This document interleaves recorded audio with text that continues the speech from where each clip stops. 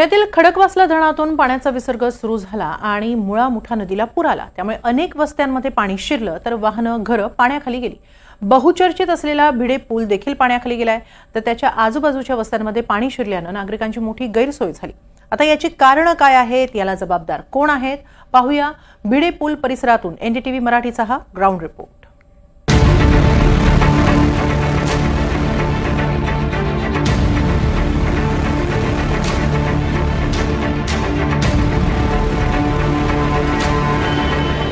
नमस्कार, मी राहुल कुलकर्णी। एनडीटीव्हीमध्ये आपण भिडे ब्रिज माझ्या मागेच आहे, तिथून आजच्या पुराचं आणि तो पूर का आला त्याचं विश्लेषण करतो आहोत। ते एका वाड्यातच जाऊ आपण।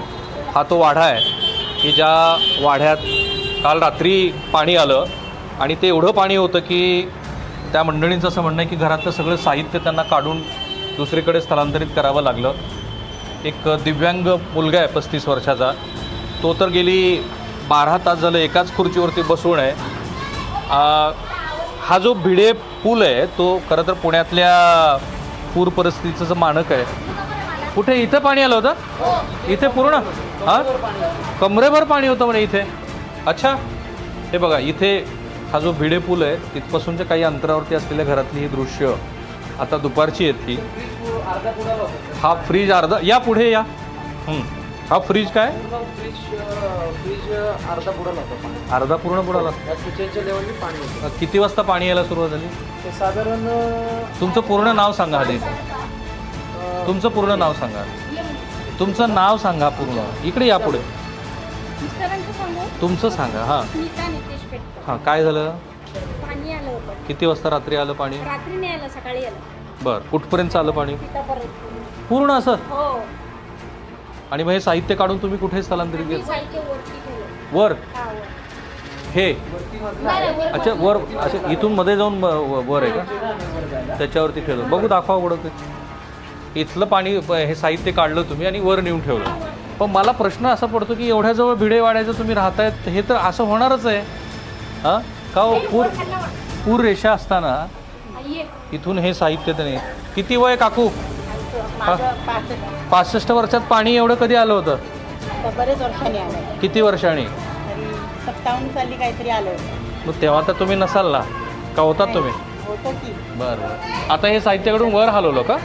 हो, घरातली ठेवलं। ठीक आहे। तो हे जेवण्यापुरतंच ठेवलेलं आहे आणि इथून पाणी आलं, मग पुढे इकडे पण पाणी होतं? पाणी होतं, इधर पण पाणी होतं पूर्ण। तुमचं पूर्ण नाव काय? आमचं राखी योगेश पेटकर। पेटकर मॅडम, तुम्ही पूर रेषेच्या जवळ राहताय, असं तर होणारच की नाही होणार? पाणी येतंय, एवढे वर्ष पाणी येतंय, पण प्रत्येक वेळेला ते आम्हाला सांगायचे की एवढं पाणी सोडतात येत वरून। आता नाही सांगितलं? आता काही नाही सांगितलं। रात्री पावणे बारा वाजल्यापासून पाणी येतंय। आम्ही काल रात्री 2 वाजता सगळ्या गाड्या इकडून इकडं सकाळी 6 वाजेपर्यंत आमचं फक्त एवढंच चालू होतं। आणि नंतर तेव्हा तिथं पाणी गाड्या हलवून झाल्या, इकडं आलो, इकडचं सगळं साफ करून करत वरती सगळं सामान नेलं। तिथं पण आमच्या मोटरी वगैरे होत्या, आम्ही आता वॉशिंगमध्ये मोठे सामान असतात आमचे, आम्ही ते सगळं घेऊन वरती ठेवलं। तर बघ दीदी, तुझं ते वॉशिंगचं सामान दाखव, कुठं काय ठेवलं होतं? बघा, असं आहे की जे IMDचे फॉर्मर डायरेक्टर आहेत त्यांनी सांगितलं की इथे अनएक्सपेक्टेड पाऊस झाला, इंग्रजीमध्ये ज्याला पण म्हणतो। हां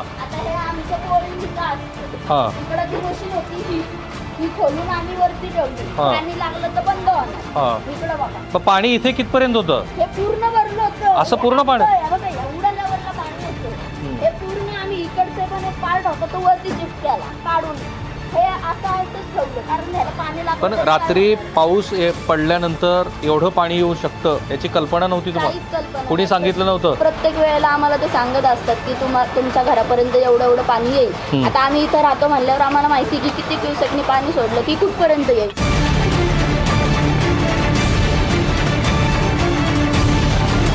कुणाल टिळक हे जे दिवंगत भारतीय जनता पार्टीचे आमदार आहेत, मुक्ता टिळक यांचे चिरंजीव आहेत, त्यांनी महत्त्वाचा मुद्दा मांडला। ते असं म्हणाले की पुणे शहरामध्ये जे पायाभूत विकासाची कामं आहेत, विजवी मेट्रोची वगैरे, त्यामुळे जे डेब्रीज काडी कचरा तयार झालेला आहे त्यामुळे पाण्याला विसर्गाला जागा नाही मिळाली।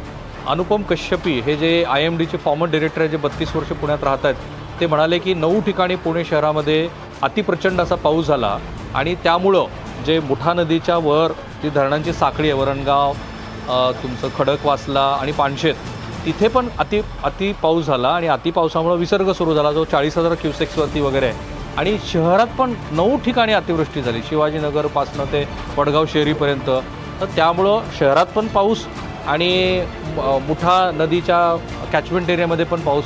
त्यामुळं बऱ्याच जणांचं मत आहे की तुमच्या आयुष्यात असं पाणी ह्यापूर्वी कधी आलं होतं? 97ला 97, 2007, 2017, म्हणजे आता जवळपास 30 वर्ष होत आली आहे. 30 वर्षानंतर एवढा पाऊस. 30 वर्षानंतर हे पाणी एवढं किती क्युसेसनी पाणी सोडलंय हे माहित नाही. या बिल्डिंगनी तुम्ही जिथं उभे आहात, चला बरं तुमचं हेच दाखवा आम्हाला. भिडे ब्रिज पण दाखवा. 1961च्या पुरामध्ये 1961च्या पुरामध्ये धरण फोडलं होतं. हां, तेव्हा 250 लोक वाचवली. थांबा. धरण बुडलं होतं तेव्हा? धरण फुटलं होतं हां, तेव्हा 250 लोक वाचवली. ते आहेत का? हो बघा इकडे. अच्छा, सुदैवानी पानशेतचा जो इथे पण पाणी होतं ना, त्यांना बोलवा जरा. इथं पण होतं एवढं पाणी. एवढं पाणी होतं? मग आता तुम्ही पुन्हा सगळ्या गोष्टी जागोजागी ठेवल्या. ते बघा इकडे. अच्छा, आणि इथे किती पाणी होतं? एवढं पाणी होतं इथं. मग तुम्ही रात्रभर झोपलात की नाही? नाही ना, एवढं पूर्ण पाणी होतं. देवबाप्पा पण पाण्यात गेले का? ठीक आहे. तो ज्यांनी पानशेतचा पूर बघितला आहे ते पण येतात आपल्याबरोबर, त्यांना जरा बोलवा इकडे. आणि हा जो आपण सगळा जो काही पंचनामा आणि पूर परिस्थिती निर्माण कशी झाली, तर ही नदी आपली मुठा नदी. हो, मुठा नदी. आणि मुठा नदीवरचा हा भिडे ब्रिज, ज्या ब्रिजच्या शेजारूनच आपण त्या सगळ्याचा पंचनामा करतोय. आणि ज्यांनी पानशेतचं पूर बघितला 1962चा, ज्याची पूररेषा पण मी तुम्हाला दाखवणार आहे. तेव्हा वय किती होतं? माझं मी लहान होतं त्याला मला आठवण होतं मात्र पाणी सगळं? कसं वाढवं कम्प्लीट. बरं. ज्या टायमाला 6 वाजता 2 हेलिकॉप्टर आले. आमच्या आईला विचारलं घेऊ का बाई? आई म्हणली नको म्हणली.